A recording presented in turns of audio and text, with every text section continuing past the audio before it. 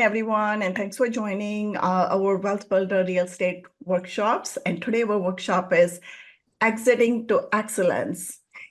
That's one of my favorite topics too, obviously, because my friend Jerome Meyer is here with us today and is America's leading exit authority. I think that's what I'm going to call him today.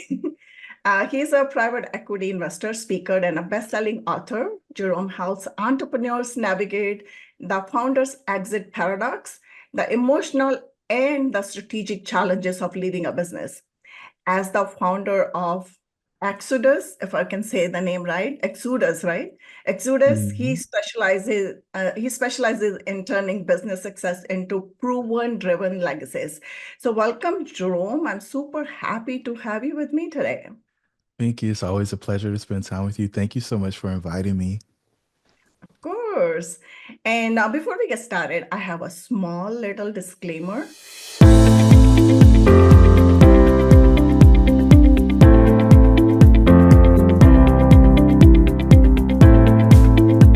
So this session is strictly for educational purposes and is not considered as a solicitation or a legal advice. If you have any legal questions, please reach out to your CPAs or your attorneys. So I'm gonna stop sharing. And a couple housekeeping items, please use the Q&A box if you have any questions. And also we have the chat window open for you guys to introduce yourselves, or if you have money to mingle with each other, network, you're welcome to do so. And we'll try to answer all your questions live, like Jerome was talking earlier before we started the recording, that we're going to do a Q&A format. We're going to ask him questions and he's going to try to answer all the questions. And if there is something left that we didn't get to address, please email it to me at vinki@loombainvest.com, and I promise I'll get the answer to you. So we'll be discussing today's topic, the emotional roller coaster ride of exiting a business. Exiting a business isn't just a financial move, it's an emotional whirlwind, I will call it. Many founders feel lost, insecure, and even nostalgic, questioning their identity and purpose after stepping away. The business they built become a part of them because that's their identity. I'm a CEO, I'm a director, or whatever it is, and then the future feels kind of uncertain and they exit that. So the question is in the mind, what is next? Did this move was right? Was it a right choice to exit at this time? Or I could have kept it a little bit longer. So these are all the common doubts. But with the right guidance, an exit can be a powerful new beginning, because like we were talking earlier, that every beginning has an ending and every ending has a beginning as well. So you're stepping into something new if you do it strategically. And that's what we're going to be talking about today. Jerome, it's such a great topic. I'm super excited. Like you said, I think in previous conversations that every business has a life cycle. The startup, the growth, the maturity, and then decline. This is the typical life cycle for any business, right? And most people, they focus on the first three stages only: the startup, the growth, and the maturity, maybe, or how to scale. Nobody fully plans the exit or decline. The key is to exit with excellence. I'm going to use your terminology over here, to create a legacy. Yeah. So I wanted to ask you, how did you come up with this concept of founder's exit paradox? I think that's the name that you gave me in your Yeah. bio. And what inspired you to focus on the emotional and psychological aspects of exiting a business? So I went through it but I didn't know what was happening when I went through it. I was unconsciously incompetent. And so I didn't tell anybody about it because I was embarrassed. I was like, well, why am I sad? Why don't I feel great? These amazing things are happening. Everything should be okay. And what I found was it didn't matter what size your exit was, everybody experienced the same symptoms. And Mm-hmm. so they were blue, they were sad, they were upset, they were disappointed, they felt a sense of loss, and nobody wanted to tell anybody about it. And so when we really started formalizing things, I was at the back of a conference in where were we? Carlsbad, California. So we're out in your neck of the woods, a little further south, but in your neck of the woods. And a guy was giving his 7-step process for having a double unicorn exit. He had just exited Kajabi maybe the year before, and they had a $2 billion valuation. And he goes to the presentation. He was like, "Yeah, I was sitting on the couch and I told my wife I was going to go get a burger from In-N-Out, and she said, pick up a job application while you're there." And I was like, "Oh, that's weird." And he was like, I asked her what she meant, and she's like, "Well, I could tell the difference between you when you've had a business stimulating conversation and when you don't. And you're a sad panda right now, and I need you not to be that." And so he continued the presentation. He gets a Q&A, and I get the mic, and I say, "Hey, you ready for a question?" And he's like, "I don't know. Well, based on the way you're positioning it." And I was like, "Well, I'm gonna make it worth your while if you let me ask it." And he said, "Well, go ahead." And I said, "So, how'd you get out of your crisis?" Mm-hmm. And he said, "Well, I'll let you know when I do." Mm-hmm. And it was, some people here were like, "Well, he skipped some steps. How did he get to a crisis?" So the guy said he was having an existential crisis. Now, that was a really big word. It was the first time I heard it. I didn't know what it meant. And basically, it meant he was questioning his existence. And so I think when people spend a long time building something, they wrap their identity up with that thing. And then when they separate from the thing, then they feel a sense of loss. They feel a sense of being unanchored. They feel a sense of purposelessness. And so, if the guy that in concept had hundreds of millions of dollars didn't have a quick fix for the exit paradox and the things that you experience, and there's people who exit for zero because they just kind of close their business, then what was the problem? So I started doing research, Vinky, and I found one article. It was in Harvard Business Review. It said, "Congratulations on selling your business. Now prepare to be depressed." I was like, "Well, that's exciting." And we read through it, and it just basically says that 75% of people who sell their business regret it. And it doesn't matter if it's a real estate business, a tech business, or some brick and mortar thing. The stats just kind of are the same regardless of where you are. The only thing that we found actually makes a big difference is how long you've been in the business. Mm-hmm. And so if you built like a SaaS business to sell and you sell it in 2 years, or you've got some app and you sell it in a year, the attachment to that isn't the same as a person that's been building a business over 20 or 30 years. So we go through all this stuff, and it's like, well, there's no name for the problem because depression is not the name of the problem. Because in concept, most people aren't actually depressed. They're just feeling like something's missing. They don't know where they're going. They don't know what's next. And so we're like, well, it's a paradox. And then who does it plague? Founders. And when does it happen? When they exit. So that's how we got to founders exit paradox. And then it was like, well, I went through it. I saw this other person go through it.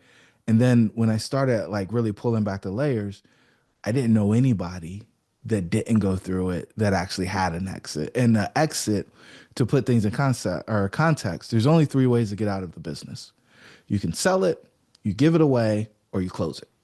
Those Mm-hmm. are only three ways out. And my thought is if you spend a bunch of time building a thing, then you want to sell it. And even if you want to like give it to a kid or a family member or somebody you really care about, I think you probably still want to sell it to them because you've got so much of your life force tied up in the creation of it, and you should be rewarded for it. And Hmm. I love, I'm probably talking too much, but I love the four or the three or four phases that you mentioned for a business. We actually believe that founders go through eight. And we've Mm-hmm. actually created a framework for that. But, and, we're real creative. So we call it the eight X's of a founder. But Mm-hmm. I've got a graphic of that if you want to talk through that at some point over the course of this conversation as well. Yeah, definitely we'll do that. I mean, so you think it's just the biggest myth, happily ever after, because most of the time people wanted to business exit the business or they quit their job or whatever. They think, I am retired. I don't want to work anymore because they think it's like a happy ending because they accomplished whatever they wanted to accomplish over the years. And now it's kind of a free time without realizing what they're getting into. And I have seen a lot of people, I'm going to bring this up here. Even one of my own good friends, he was a doctor, recently, and he had a huge practice, private practice for last 30 years or 35 years. And Hmm. then I'm gonna sell my business. I'm just gonna retire. I'm gonna have a good life. My kids are Hmm. married. He got married, and within a couple years, not even a couple years, he just passed away a few weeks Yeah. back. And that was just like so heart-wrenching for me. I was like, you should never tell yourself that you're retired because you're telling your body too, okay, I'm retiring. This is it. This is the exit. So being retired, it's almost turned into a curse word. So what we like to call it is work optional. Mhm. And work optional isn't a specific age, but it is, I think, a specific financial status. And so if you can solve the money problem, then in concept, you can be work optional or retired, which then for me really means you have to be a steward or fiduciary of the time, energy, and money that you have at your disposal now. Because most people are spending all of that to try to figure out how to get money. Once you actually have resources, I think you have to figure out how to manage those because you've been trusted with those. Yeah, I think that sense of thing that this was a set income source that was coming all of a sudden it stopped. And then you forget there are other sources of income too. And it's just like kind of you have to retrain your mind or retrain yourself, redefine yourself at this Mhm. stage. And we're going to talk about that as well. So let's go through a few more problems that before we dig into your framework, how you're trying to solve this problem for a lot of people. So I know the relationship changed too after the exit with your spouse, with your kids, with your Mhm. friends, because all of a sudden everybody's looking at you. "Oh, this person was a CEO, director, whatever. Oh, he's retired." I mean, all of a sudden your title changes to either retiree or I don't work anymore. Or I'm just like staying home kind of anymore. I'm just playing golf only. So the title changes all of a sudden. And because of that title, your relationship changes too. And a lot of people don't understand that because the relationship was with the title. So that's another awareness that comes to you. So how is that emotional breakthrough at that point? So talk about that. Yeah, I think it's extremely difficult. And so I think America is the only country where we really identify ourselves by our title.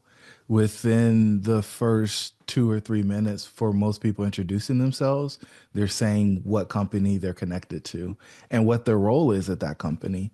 And when we're abroad, we don't actually see people having that conversation very often. And for me, it changed the way that I interact with folks because I tend not to identify myself that way. And whether you do or don't, I don't think there's a right or wrong. But what I do think is important is that you have an identity outside of what you do to earn money.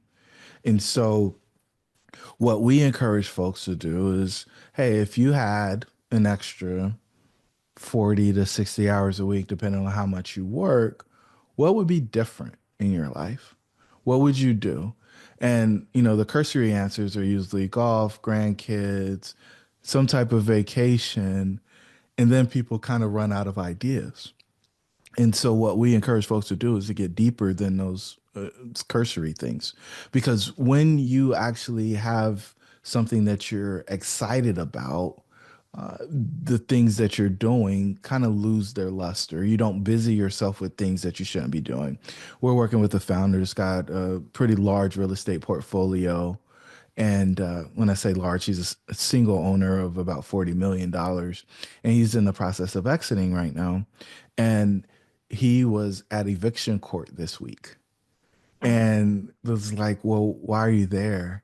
And it's because he didn't have his next thing. He didn't have something that was more interesting than going to court over evicting somebody who chose not to pay rent. And so he went, the attorney had to go anyway. And so he ended up there as well.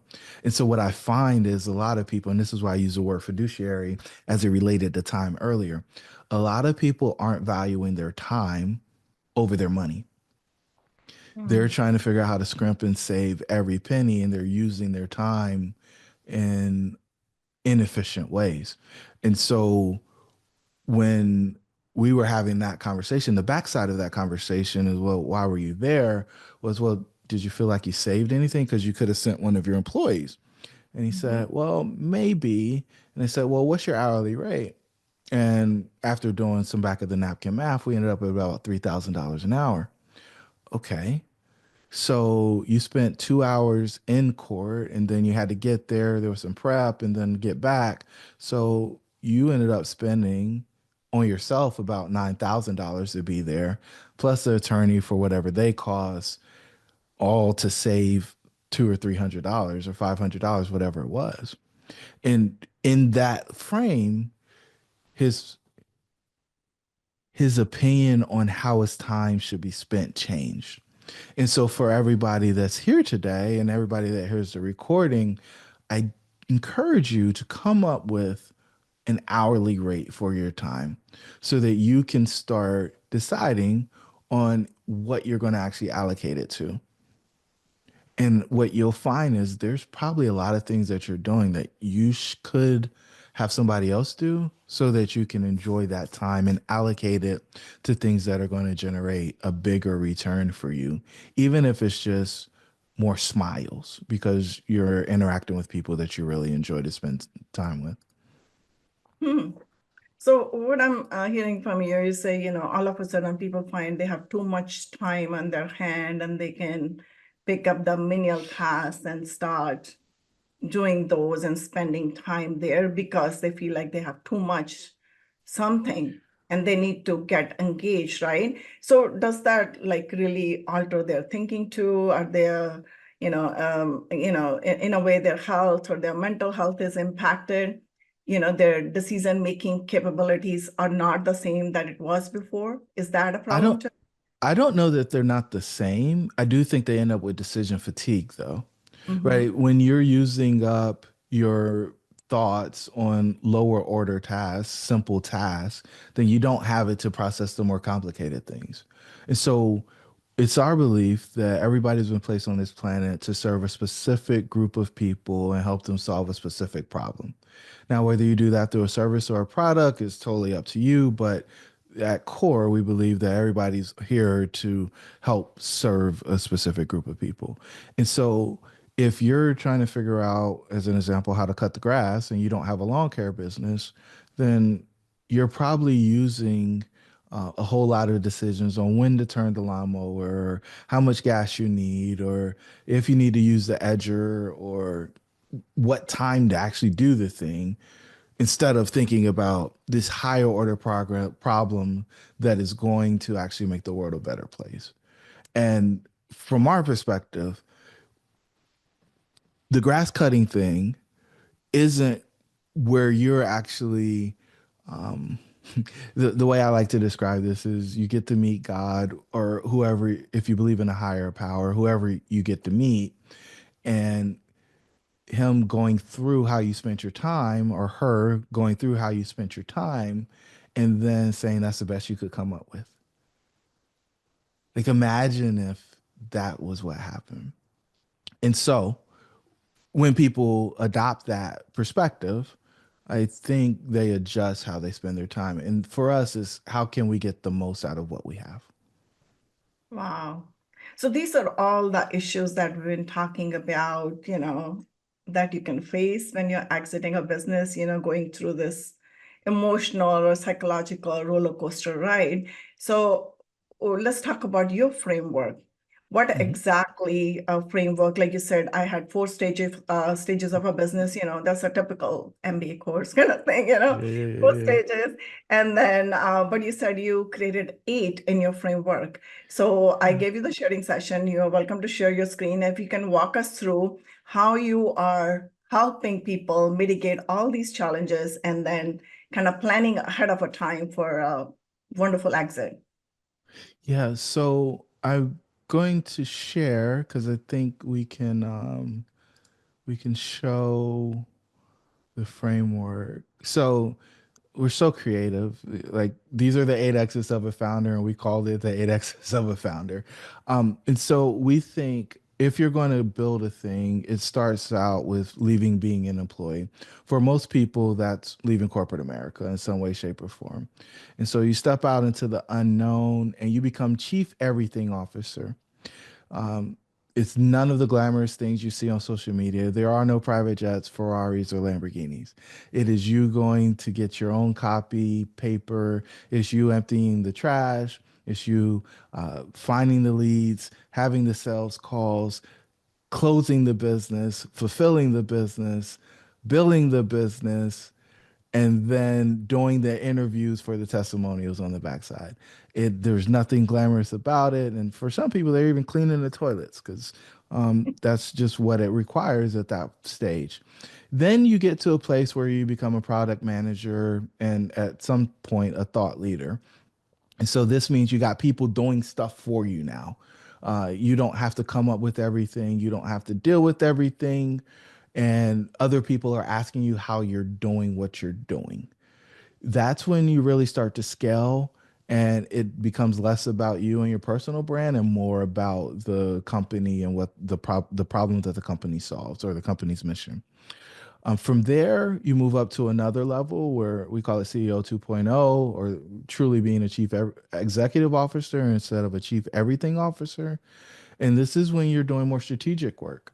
You're working on the business instead of completely in the business. You probably have an operating officer or a director of operations who's managing the day to day, and you're out there creating relationships. You're forwarding the IP and maybe doing some speaking engagements, that kind of stuff. From chief executive officer, a lot of people try to skip this step of creating a board and being chairman of the board or chairwoman of the board or chairperson of the board. We think this is a very important step because you separate yourself from the business. And so when we think about the founder's exit paradox, if you are going at 60 miles an hour in a car and you hit a wall or another car, that abrupt stop breaks things. For me, I hit a dump truck going 60 miles an hour and it broke both my femurs and my kneecap and a bunch of other stuff, right? So I was in the hospital getting fixed. When people go from a 60-hour work week to 0 hours in a work week, it's the exact same thing, right? Things break.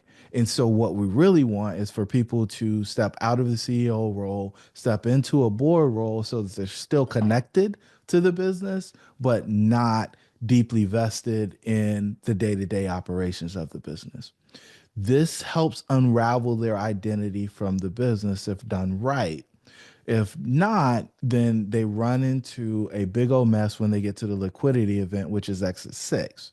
The liquidity event is what most people think about when you say, hey, I exited my business. This is when you get the check. This is when you transfer ownership. This is where you potentially have no responsibilities, although a lot of people are hired to continue to work in the business for an extended period of time, getting stock and then potentially getting another exit depending on who bought it. But if you don't have a follow on contract and you skip being a board chair and you're chief executive officer and you go from 60-hour work weeks to zero, you get a very abrupt shift in your world. And this is when the exit paradox is the worst for folks. And so then on the backside of it, I think Vinky, you alluded to this earlier. It's like, hey, we sell the thing, so our revenue is cut off, but we got a bunch of money conceptually. And so how do you just kind of take a little bit off of that every now and again? I hope you don't run out. Or do you invest it and get cash flow coming back in? And so we talk about the post-exit portfolio, right? In that post-exit portfolio, some people try to invest in things that they don't know anything about. Some people invest in things that can go to zero, like apps. And so what we don't want to do is lose all the money that we got. And the other thing we don't want to do is hold all the money because if we're not moving it, then it can't make us more money. And so figuring out the post-exit portfolio, 7, and then 8 is when you really dig into philanthropy and your legacy. And so in this space, we call it proceeds invested for a lasting legacy, or PIL. And in that space, we want to create an endowment of some sort. It can be an endowed foundation, an endowment. For me, it's an endowment at a university that pays out full engineering scholarships. But what you really want to be able to do is create something that's going to continue to work without having to generate money because you solved your money problem. You had enough abundance that you were able to create something that would continue to create income for that problem to continue to be solved by people who are going to live um, past you. And so for me, that is the essence of having a legacy. So these are our 8 exits, and we feel like it is the comprehensive framework for founders as they move from being an employee to creating that legacy that I think so many people seek once they have some financial success. I love it. I love the framework. And this is so detailed. But I think one piece I'm thinking while you're explaining all this thing is I think mindset plays a big role in this too.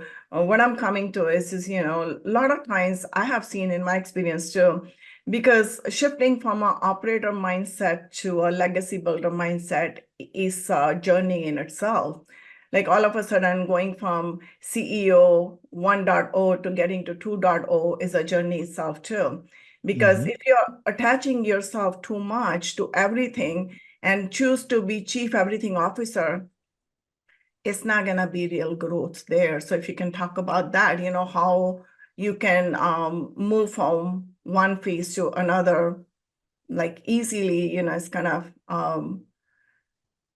like, what is it, a smooth transition for you. Yeah. So what's really cool about this is, and this is why we call them exits. Mhm. Most people, again, just think about number 6 as the exit because they get liquidity.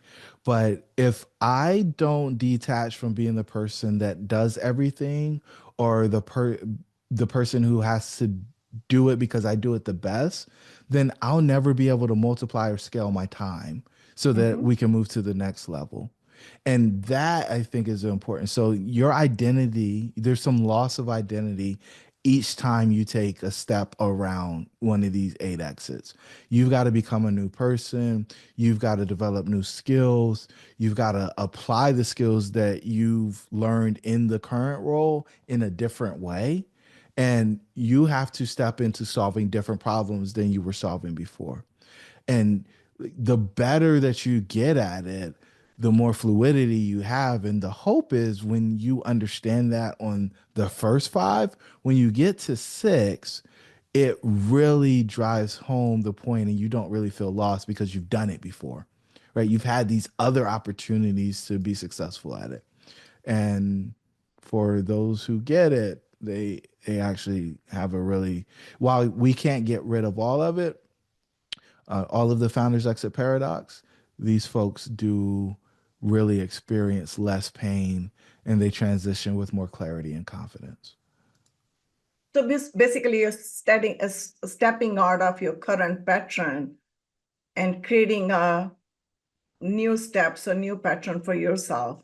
And I think what Mhm. I from my experience, what I have seen in my life that, when people have set patterns, they just like to follow that because that's just like their comfortable place to be in and don't like to challenge the status quo because they're like, okay, I'm here, I'm done. I did 30 years of this thing or 20 years of this thing. If I exit at this time, I don't mind doing that. But the realization that happens after the exit, that's kind of, I mean, shock at a little point, but it's kind of unknown at that point when they are making the decision to exit. And also, I read in your bio that you have a Next Intensive and Neo Navigators program. What are Mhm. those? If you can take us Y- through those as well. Yeah, I wasn't even prepared to talk about them, but since I'm in Chrome, I can talk about.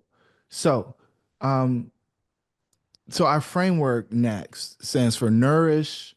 Let me take this off and then we can come back and I can show some stuff. But it's next stands for nourish, evaluate, explore, and transcend. And so that's our 4-step process for moving from a business operator to a legacy builder. And so the nourish is something that we believe most founders are really terrible at. Vinky, when's the last time you stopped and celebrated a business success? I think I just recently did. I When? went, Tell me about it. What? I How'd you just, celebrate? I, I mean, I didn't exit the business, but I celebrate my wins, you know. So I Yeah. went to Southeast Asia trip for almost 3.5 weeks. So because I felt like I need to treat myself, you know, because I was Really? hard. Yes, I was gone for 3.5 weeks. We went to multiple countries Yeah. and had a blast. That's awesome. I find most founders don't do that. You're operating at a higher frequency than most people's, but that's another conversation for another day. But in general, most founders don't celebrate. They just move on to what's the next thing I got to do.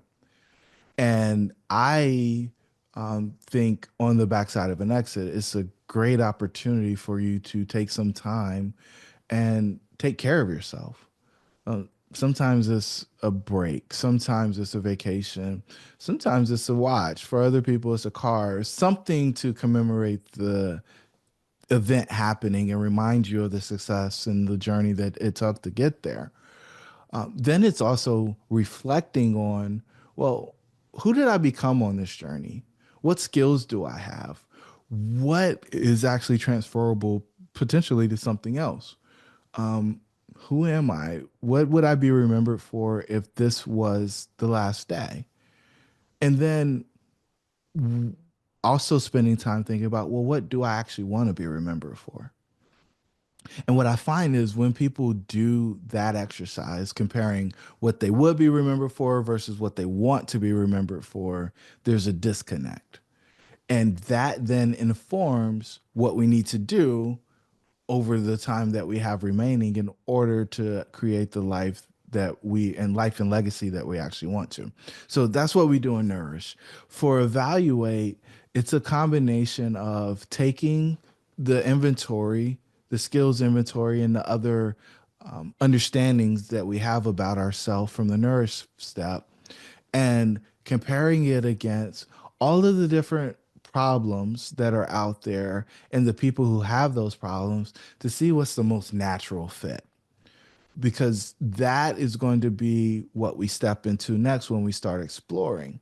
So once you pick maybe two, maybe three different problems, and hopefully the people are usually the same. We usually have an affinity for a specific group of people that we want to help. Um, you go in and you're like, well, how could I actually solve this problem? And that's Mhm, what you do with Explore. You start testing it.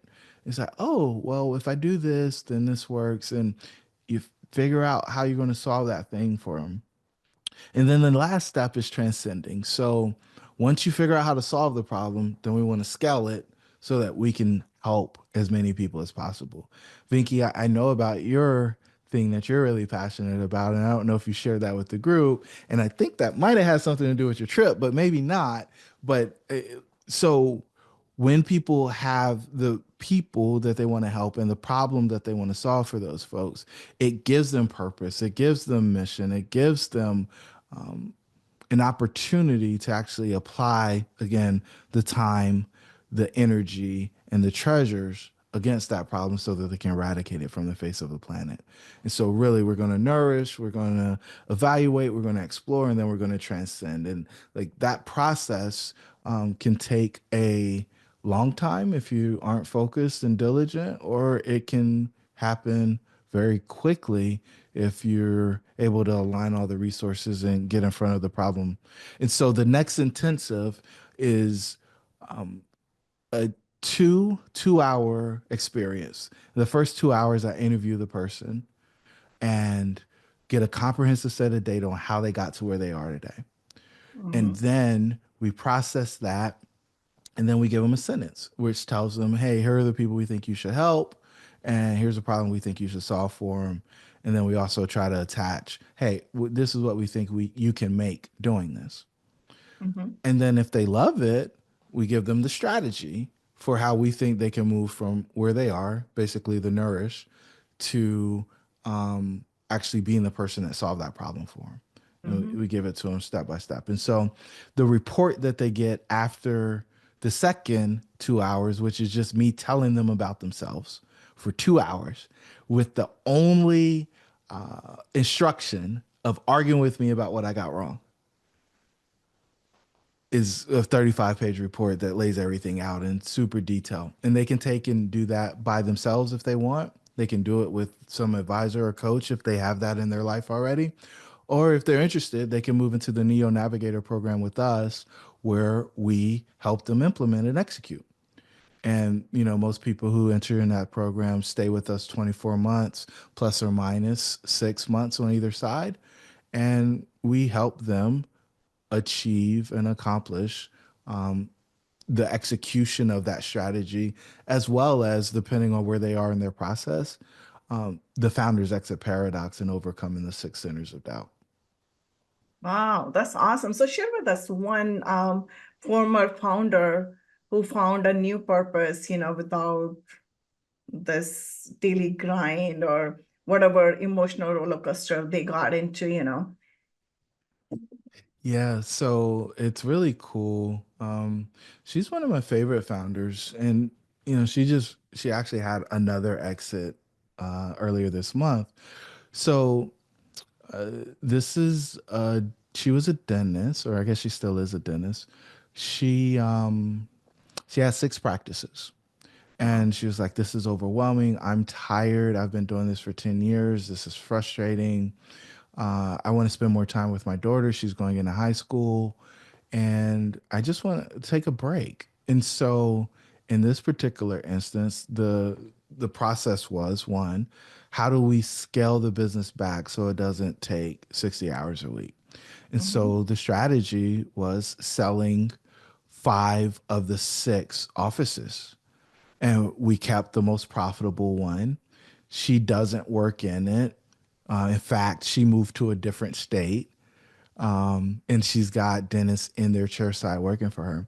And what that has done for her is it's allowed her, one, to recover from the burnout, two, really focus on improving her health, and then actually spend the time that she wants with her daughter. So she's in cheerleading, she's in Jack and Jill, she's in all of these different programs, and it requires a lot from her in the evenings, on the weekends, and now she even gets to pop in during the day. And so she went from being a business owner who didn't really have time to spend with her child or to show up with her child, to the equivalent of what most people would consider an ideal day for a stay-at-home mom, where she's able to be head of PTA and then volunteer at the school and have her days of leisure where she can go get her hair done in the middle of the day, or go to shoot. Yesterday she was at the spa. Um, all while the piece of the business that she kept is still generating income. She has a nest egg from the pieces of the business that she sold, and um, she then, when she wants to practice or still use her skills, she goes and volunteers at, and I forget the name of the organization, but there's an organization for elderly and low income folks. And so she's able to go in there and practice dentistry. And she said, those folks are always happy for what we do. They never complain, versus some of the clients that she had coming in and sitting in the chair in her for profit practice, who were grumpy about things that maybe they had nothing to do with. And so uh, this is a temporary stay for her.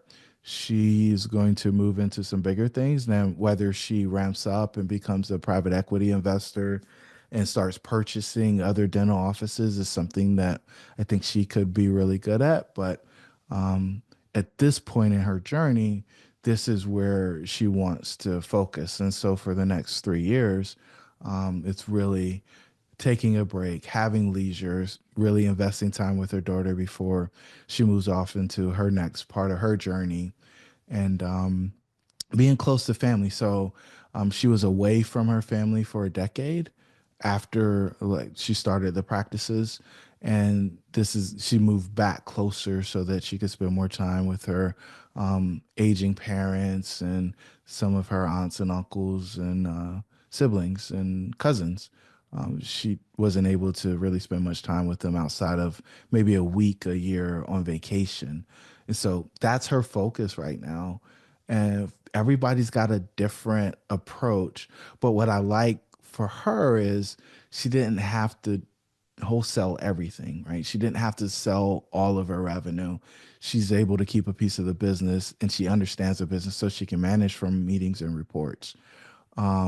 She can focus on her health because she was really stressed out and burnt out.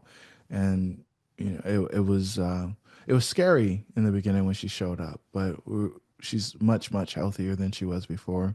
And then just having the time, you know, as my kids get older, I realize how fleeting those moments are. And I think somebody shared a stat with me. It's like 80% of the nights that your kids are going to spend with you are before they turn 18. And Hmm. so, you know, you think about, hey, I've got 3 more summer vacations with them when before they may leave and not want to come back because they've got their own life or they don't want to go on summer vacation. And so, you know, as you think through that, for her, this was the most important thing that she could do. And there will be time to do some of the other stuff, but she didn't lose all her income and she doesn't, she's work optional in her 40s. And I think that's amazing. Yeah, it is amazing. And everybody, if you have any question, please use the Q&A. I'll put it in the chat so we can ask Jerome at this time. But Jerome, what I hear from you is most of the time the exit we are looking at is, kind of journey of your life. And then, you start with kind of really 100%, you're kind of like into the zone, and then you wanted to do something or make something out of yourself, and slowly you get to the point where you think like, okay, I'm going to slow down now, so I need to kind of detach myself from things and then plan an exit for me, kind of not just exit from the business but kind of overall exit to at some point. But for some people, they don't want to slow down. They have a strategy in place, right? They exit one business, then they already learn of the next one, next. And we do see a lot in our society over here, people like those, like Yeah. multi-billionaires. I don't want to name them, but we do Mhm. see that, they have never planned um, like unplanned exit. They have always something lined up. Okay, I'm going to exit this. Before I exit, this thing is going to happen. So if you can talk about that too, that strategy, how they are doing it. Well, I will go back to my example of is that the best you could come up with? Mm-hmm. Right. Like my favorite billionaire to pick on is Elon Musk. Mm-hmm. You see him carrying little X around everywhere he Right. goes now. Mm-hmm. If you listen to some of the stuff that happened with his older children, you will find how resentful they are of him for not being present and not being around. And, you know, I don't know him, but it's my perspective that he's trying to get it right this time. And so, you know, you're seeing a shift in priorities. And I think that, again, we're here to do the greater good. And so, while I pick at him, I will also say if he really believes that planet Earth is going to end and that Mars is the one that's inhabitable next, and he's doing what he can in order to help figure out how to get to Mars and back safely, he's probably doing something for a specific group of people. And in his mind, he's solving that problem. What that actually means for me or you, I don't know. But for him, he's decided that that's the problem that he wants to solve. What I found though is for a lot of people, they're not actually trying to solve a problem. They're just trying to figure out how to make more money. Mm-hmm. And this is kind of the big deal. And so if I continue down the Elon vein, if you look at his involvement in politics now, it's because he feels like we were going the wrong way. Regardless of how you feel, like he decided to do something. So he can't be sleeping on the floor at Tesla now, working on whatever the problems are, because he's doing Doge and he's with Trump and he's doing this and he's doing that. And so you're seeing him devote his time to the things that he think is most important for his experience and hopefully for the experience those who he loves the most. I think everybody should find something that they're that passionate about and not doing it from a place of pain, which I think a lot of what he's doing is from, but from a place of love, right? I think that you get the biggest vibration and biggest return when you are in gratitude or love or gratefulness. And I watch so many people, oh, I'm gonna prove them wrong, I'm gonna show them. And those are super low level vibrations. And in the end, they always fizzle out and fail. But when Mhm. you're actually building from the right place, you can create stuff that is mind boggling, and it will be more fruitful and productive than I think most people ever have imagined. Interesting. And you used the word vibration multiple times throughout our Mhm. conversation. And you mentioned low vibrations and high vibrations. So I wanted to ask you this question here. How do you raise your vibrations? Because I know wherever you're vibrating, you're attracting only that kind of energy. So if you're Mhm. vibrating at a high level, you're gonna be attracting the quality in your life or quality the high vibration into your life. So how do you do that? Mhm. So there's this vibration chart. It's a frequency chart, but it's Mhm. the emotional vibration, and I think everybody can see it at this point, right? So low vibration: shame, guilt, apathy, grief, fear, like desire, anger, like all of those things are contracted. On the other end of it, peace, joy, love, enlightenment, reason, like those things are expanded. You're closer to consciousness or God or source, whatever you want to call it. And so the way that you raise your vibration is you move towards, from my perspective, you move towards love, right? So when you make a decision, is this a loving decision? Because if it's not loving, if it's not giving, then you're doing it from a place of fear. You're doing it from a place of scarcity. And so it's really cool that you said, hey, we only attract what we put out. And so if you think that the world is a mean place with not enough for everybody, then you're going to attract people who feel the same way. And it's going to be dog eat dog, right? If you believe, as Vinky and I do, that the world is a great place and it's full of love and there's plenty for everybody, and if you do good, good will come back to you. You're going to attract those people. And I found that the behaviors that people demonstrate are sometimes put in the wrong environment. And so if you're surrounded by scarce minded people, and you're abundant, then they're going to do everything they can to take from you. So you want to very quickly move yourself out of that environment and get in a space with people who are going to be reciprocal or create mutually beneficial relationships. My perspective is it's all about consumption or raising vibration. And so we can take in smells, we can take in food through our mouth, we can take in things through our eyes, we can take in things through our ears. And so what you put in is the thing that fuels your vibration.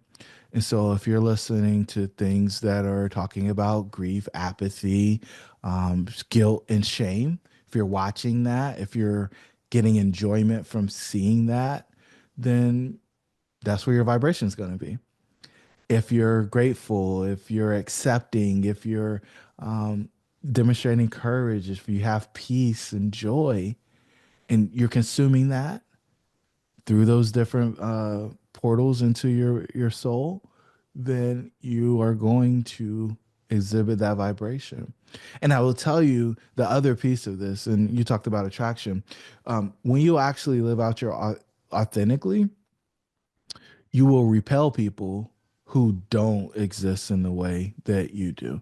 And they're like, why are you always grateful? Or why are you always happy? Or Mhm. Mhm. the scarce people are going to move away from you because it doesn't work, it doesn't fit.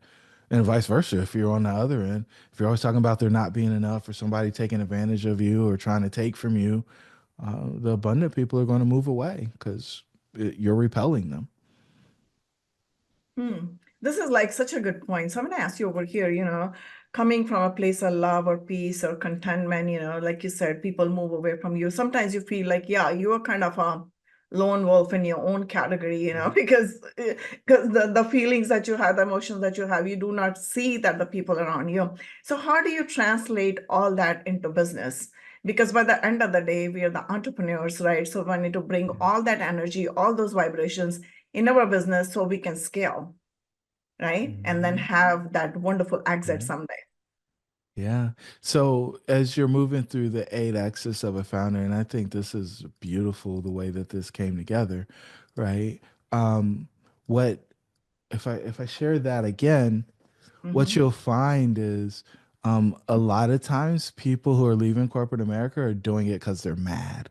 Maybe they got stepped over, maybe they got laid off, and so they're doing lower vibration things. Again, um, uh, sorry, I was trying to make it bigger and I ended up clicking into something new. But they're down here, right? They've got some anger maybe, and so they moved out, and then they move in a chief everything officer. And if we connect that, there's some courage and some neutrality and some willingness to do the stuff, and then maybe they're even accepting the role of, hey, this isn't as glamorous as I thought it was going to be, but I'm moving through it.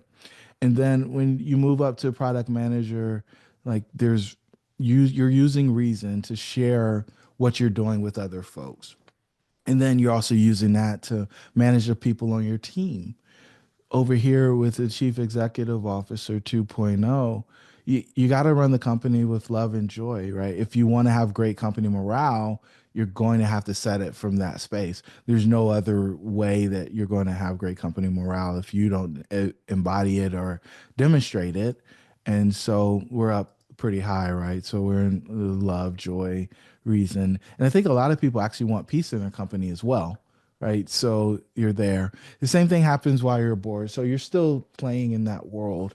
And then when you get over to the liquidity event, if a lot of people slide back down, I'll be honest with you, because Hmm. they feel shame, and maybe they feel shame because they no longer have the input that they had or influence that they had.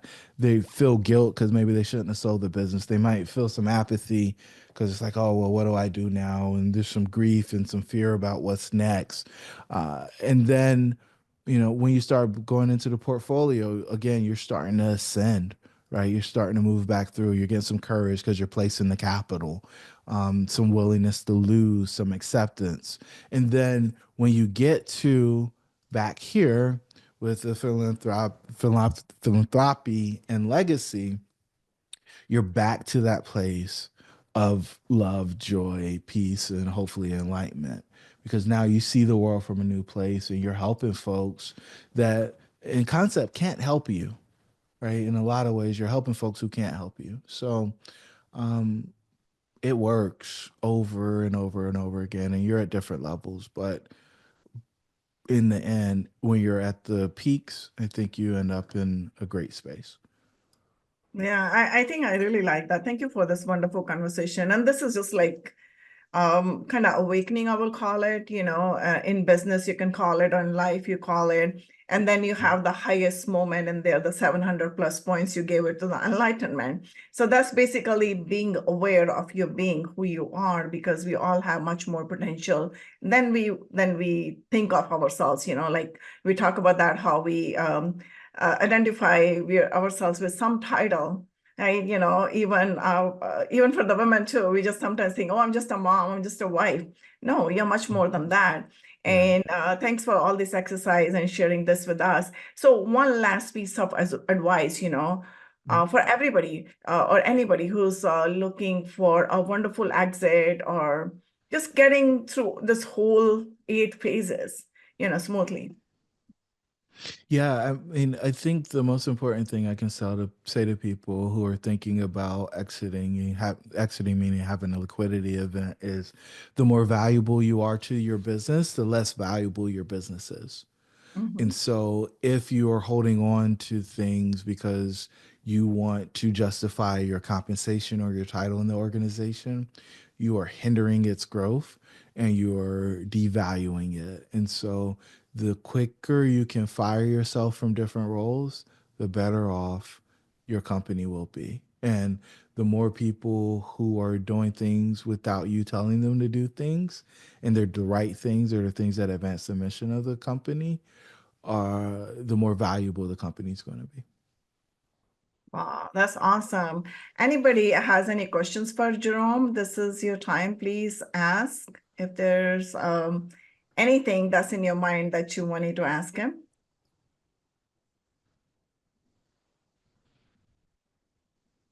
Okay, Wilson says, thank you very much, bro.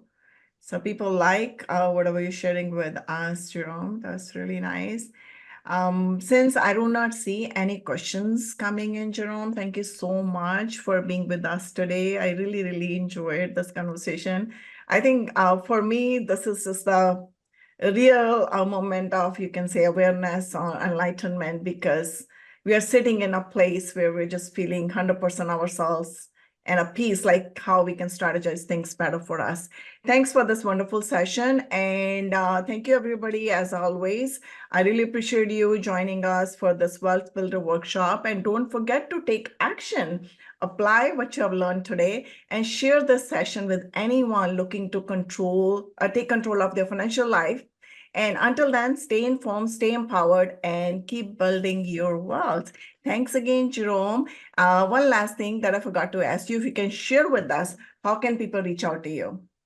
Yeah, so we're on LinkedIn every day. If you want to connect on LinkedIn, and I'll just drop that real quick in the chat. Um, and then exittoexcellence.com is our website. That's where I was showing some of the stuff from. If you want to learn more about that. And then Ronald asked about book recommendations on developing abundance attitude. Um, there's a couple of different books that I would recommend. I will tell you that we wrote a book called I Took the Red Pill. And you can grab that off Amazon. It's like $5 or something like that. Perfect. Thanks again. If there's no more questions, we'll call it a day today. Thanks.